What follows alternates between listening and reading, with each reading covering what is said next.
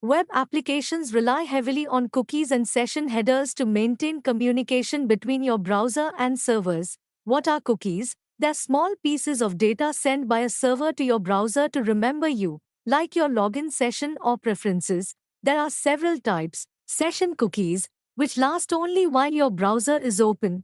Persistent cookies that stay on your device until they expire. Secure cookies, sent only over encrypted HTTPS connections, and HTTP-only cookies, which prevent JavaScript access to protect against cross-site scripting attacks. Session management uses these cookies to track your logged-in state. But beware, attackers can steal session IDs in attacks like session hijacking or session fixation. That's why regenerating session IDs and using secure cookie flags is crucial. Servers also send security headers like Xframe options to prevent clickjacking and content security policy to block malicious scripts.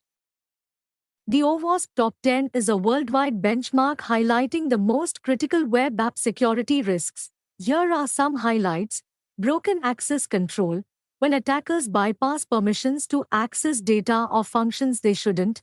Cryptographic failures. Weak or missing encryption that exposes sensitive information. Injection. Malicious code injected through unsanitized inputs, like SQL injection. Insecure design. Security flaws baked into the app's architecture from the start. Security misconfiguration, default or weak settings left unchanged, using vulnerable components, outdated libraries with known exploits, authentication failures, poor password policies or session management weaknesses, software data integrity failures, unsigned or tampered code and data, logging and monitoring failures, lack of proper alerts allows breaches to go unnoticed, server-side request forgery, SSRF, abuse of server requests to access internal systems.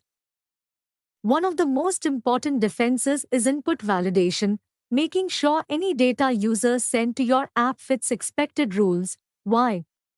Because invalid or malicious input can cause serious vulnerabilities like SQL injection, cross-site scripting, XSS, or command injection. There are two types of validation: client-side validation, which improves user experience but can be bypassed.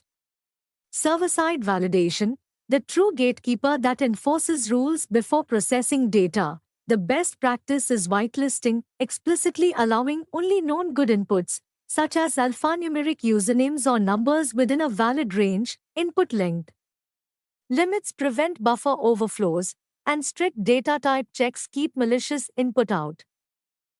Regular vulnerability assessments are your proactive way to discover security holes before attackers do. This systematic process includes planning the scope, what you're testing, discovering assets and services, running automated scans with tools like Nessus, OpenVAS, or Rovast Zap, analyzing findings to understand risk levels, prioritizing fixes based on impact and exploitability. It's essential for compliance and maintaining a strong security posture. Remove unnecessary features and code, fewer doors, fewer problems, limit user privileges by following the principle of least privilege. Users should have only what they need, nothing more. Disable unused services and close unnecessary network ports. By reducing complexity and exposure, you limit attack vectors and improve system resilience. Practice exercise. What is the OWASP Top 10?